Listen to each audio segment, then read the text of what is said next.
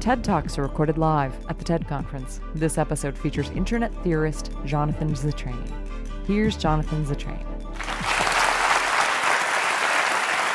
My name is Jonathan Zittrain, and in my recent work I've been a bit of a pessimist, so I thought this morning I would try to be the optimist and give reason to hope for the future of the internet by drawing upon its present. Now, it may seem like there is less hope today than there was before. People are less kind, there's less trust around. I mean, I don't know, as a simple example, we could run a test here. How many people have ever hitchhiked? I know. How many people have hitchhiked within the past 10 years? Right. So what has changed? It's not better public transportation. So that's one reason to think that we might be declensionists going in the wrong direction. But I want to give you 3 examples to try to say that the trend line is in fact in the other direction, and it's the internet helping it along. So example number 1, the internet itself. These are 3 of the founders of the internet. They were actually high school classmates together at the same high school in suburban Los Angeles in the 1960s. You might have had a French club or a debate club. They had a Let's Build a Global Network club, and it worked out very well. They're pictured here for their 25th anniversary Newsweek retrospective on the internet. And as you can tell, they're basically goofballs. They had one great limitation and one great freedom as they tried to conceive of a global network. The limitation was that they didn't have any money. No particular amount of capital to invest of the sort that for a physical network you might need for trucks and people and a hub to move packages around overnight. They had none of that. But they had an amazing freedom, which was they didn't have to make any money from it. The internet has no business plan, never did. No CEO, no firm responsible singly for building it. Instead, it's folks getting together to do something for fun rather than because they were told to or because they were expecting to make a mint off of it. That ethos led to a network architecture, a structure that was unlike other digital networks then or since. So unusual, in fact, that it was said that it's not clear the internet could work. As late as 1992, IBM was known to say you couldn't possibly build a corporate network using internet protocol. And even some internet engineers today say the whole thing is a pilot project and the jury is still out. That's why the mascot of internet engineering, if it had one, is said to be the bumblebee. Because the fur to wingspan ratio of the bumblebee is far too large for it to be able to fly. And yet, mysteriously, somehow, the bee flies. I'm pleased to say that thanks to massive government funding, about 3 years ago, we finally figured out how bees fly. It's very complicated, but it turns out they flap their wings very quickly. So, what is this bizarre architecture configuration that makes the network sing and be so unusual? Well, to move data around from one place to another, again, it's not like a package courier, it's more like a mosh pit. Imagine you being part of a network where you're maybe at a sporting event and you're sitting in rows like this and somebody asks for a beer and it gets handed at the aisle. And your neighborly duty is to pass the beer along at risk to your own trousers to get it to the destination. No one pays you to do this. It's just part of your neighborly duty. And in a way, that's exactly how packets move around the internet, sometimes in as many as 25 or 30 hops, with the intervening entities that are passing the data around having no particular contractual or legal obligation to the original sender or to the receiver. Now, of course, in a mosh pit, it's hard to specify a destination. You need a lot of trust, but it's not like I'm trying to get to Pensacola, please. So the internet needs addressing and directions. It turns out there's no one overall map of the internet. Instead, again, it is as if we are all sitting together in a theater, but we can only see amidst the fog the people immediately around us. So what do to figure out who is where? We turn to the person on the right and we tell that person what we see on our left, and vice versa, and they can lather, rinse, repeat, and before you know it, you have a general sense of where everything is. This is how internet addressing and routing actually work. This is a system that relies on kindness and trust, which also makes it very delicate and vulnerable. In rare but striking instances, a single lie told by just one entity in this honeycomb can lead to real trouble. So, for example, last year, the government of Pakistan asked its internet service providers there to prevent citizens of Pakistan from seeing YouTube. There was a video there that the government did not like, and they wanted to make sure it was blocked. This is a common occurrence. Governments everywhere are often trying to block and filter and censor content on the internet. Well, this one ISP in Pakistan chose to effectuate the block for its subscribers in a rather unusual way. It advertised the way that you might be asked if you were part of the internet to declare what you see near you. It advertised that near it, in fact, it had suddenly awakened to find that it was YouTube.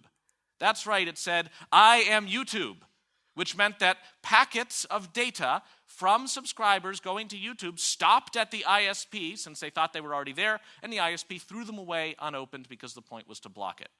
But it didn't stop there. You see, that announcement went one click out, which got reverberated, one click out. And it turns out that as you look at the post-mortem of this event, you have at one moment perfectly working YouTube.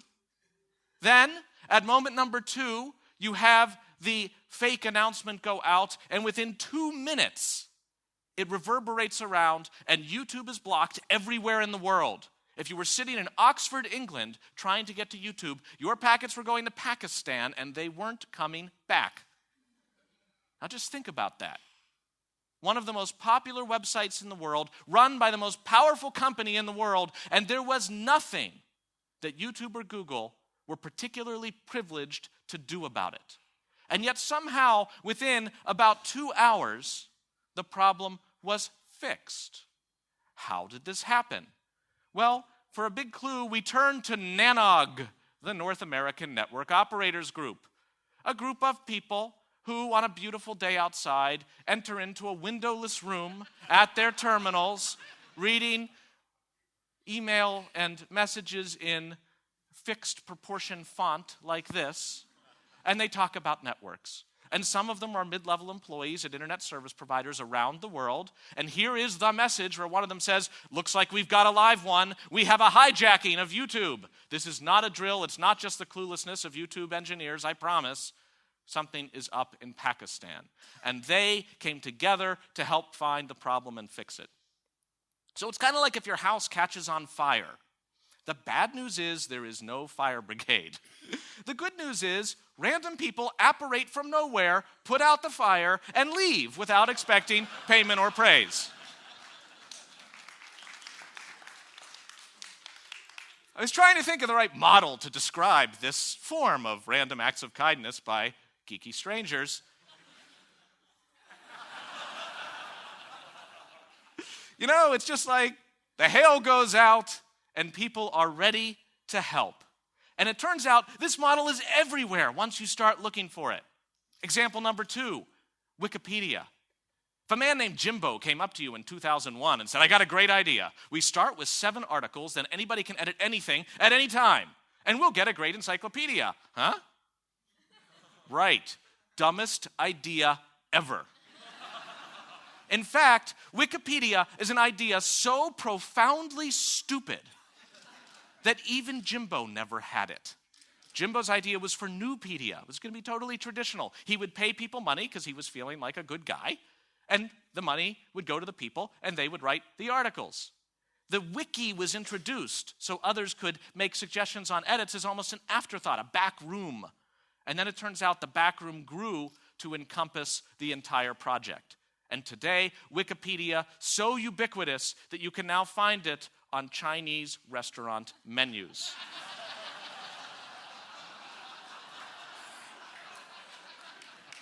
I am not making this up. I have a theory I can explain later. Suffice it to say for now that I prefer my Wikipedia stir-fried with pimentos. But now, Wikipedia doesn't just spontaneously work. How does it really work? It turns out there's a back room that's kind of windowless, metaphorically speaking, and there are a bunch of people who on a sunny day would rather be inside and monitoring this, the administrator's notice board. Itself a wiki page that anyone can edit, and you just bring your problems to the page. It's reminiscent of the description of history as one damn thing after another, right? Number one, tendentious editing by user Andy Vphil. Apologies, Andy Vphil, if you're here today. I'm not taking sides. Anon attacking me for reverting. Here's my favorite, a long story. It turns out there are more people checking this page for problems and wanting to solve them than there are problems arising on the page. And that's what keeps Wikipedia afloat. At all times, Wikipedia is approximately 45 minutes away from utter destruction, right? There are spam bots crawling it, trying to turn every article into an ad for a Rolex watch. It's this thin, geeky line that keeps it going. Not because it's a job, not because it's a career, but because it's a calling. It's something they feel impelled to do because they care about it. They even gather together in such groups as the counter-vandalism unit, civility, maturity, responsibility, to just clean up the pages. It does make you wonder if there were, for instance, a massive, extremely popular Star Trek convention one weekend, who would be minding the store?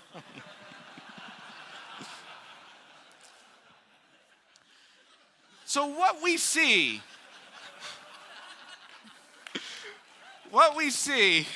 in this phenomenon is something that the crazed late traffic engineer Hans Monderman discovered in the Netherlands and here in South Kensington, that sometimes if you remove some of the external rules and signs and everything else, you can actually end up with a safer environment in which people can function and one in which they are more human with each other. They're realizing that they have to take responsibility for what they do. And Wikipedia has embraced this. Some of you may remember Star Wars Kid, the poor teenager who filmed himself with a golf ball retriever, acting as if it were a lightsaber. The film, without his permission or even knowledge at first, found its way onto the internet. Hugely viral video, extremely popular, totally mortifying to him.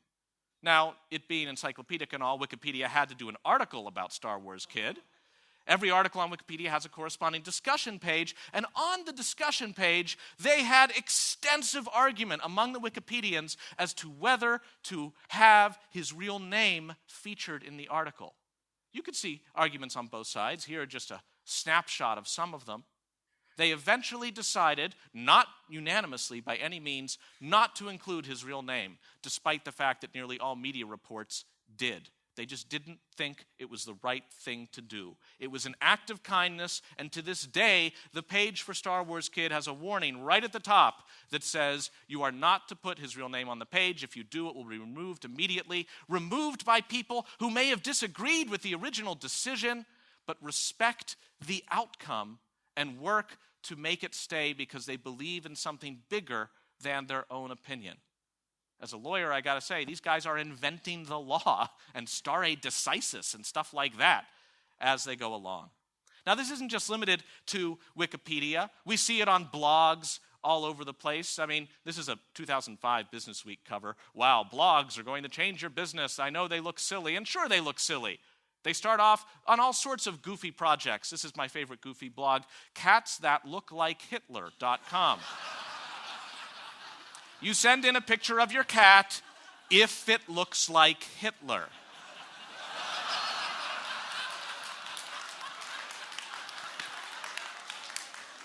Yeah, I know. Number 4, it's like, can you imagine coming home to that cat every day?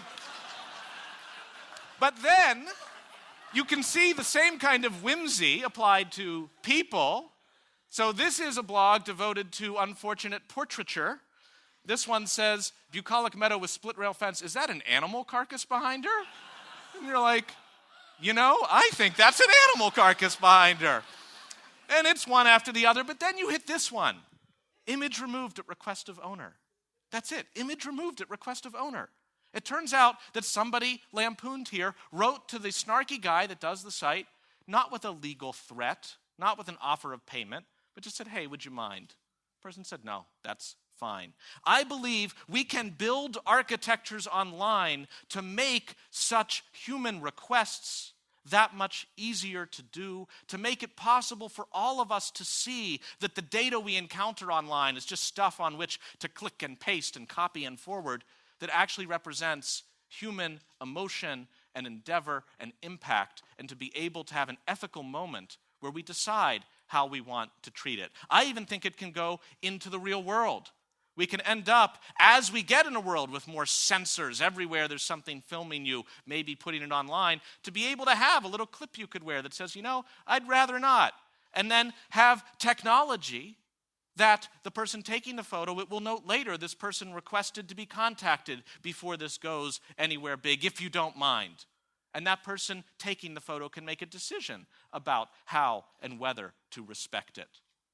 In the real world, we see filtering of the sort taking place in Pakistan, and we now have means that we can build, like this system, so that people can report the filtering as they encounter it. And it's no longer just I couldn't get there, I guess I'll move on, but suddenly a collective consciousness about what is blocked and censored where online. In fact, talk about technology imitating life, imitating tech, or maybe it's the other way around. An NYU researcher here took little cardboard robots with smiley faces on them, and a motor that just drove them forward, and a flag sticking out the back with a desired destination that said, can you help me get there? Released it on the streets of Manhattan. They'll fund anything these days. Here's the chart of over 43 people helping to steer the robot that could not steer and get it on its way from one corner of Washington Square Park to another. That leads to example number 3, hitchhiking.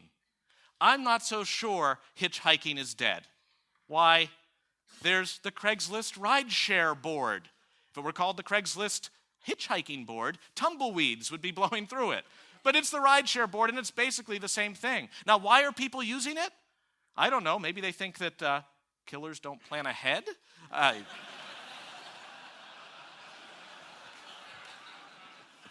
No. I think the actual answer is that once you reframe it, once you get out of one set of stale expectations from a failed project that had its day but now, for whatever reason, is tarnished, you can actually rekindle the kind of human kindness and sharing that something like this on Craigslist represents. And then you can highlight it into something like, couchsurfing.org. Couchsurfing, one guy's idea to at last put together people who are going somewhere far away and would like to sleep on a stranger's couch for free with people who live far away and would like someone they don't know to sleep on their couch for free. It's a brilliant idea. It's a bee that, flies. Amazing how many successful couchsurfings there's been. And if you're wondering, no, there have been no known fatalities associated with couchsurfing, although to be sure, the reputation system at the moment works that you leave your report after the couchsurfing experience, so there may be some selection bias there. So my urging, my thought is that the internet isn't just a pile of information. It's not a noun, it's a verb. And when you go on it, if you listen and see carefully and closely enough, what you will discover is that that information is saying something to you. What it's saying to you is what we heard yesterday Demosthenes was saying to us. It's saying, let's march. Thank you very much. That was Jonathan Zittrain, recorded at TED Global 2009 in Oxford, England, July 2009. For more information on TED, visit TED.com.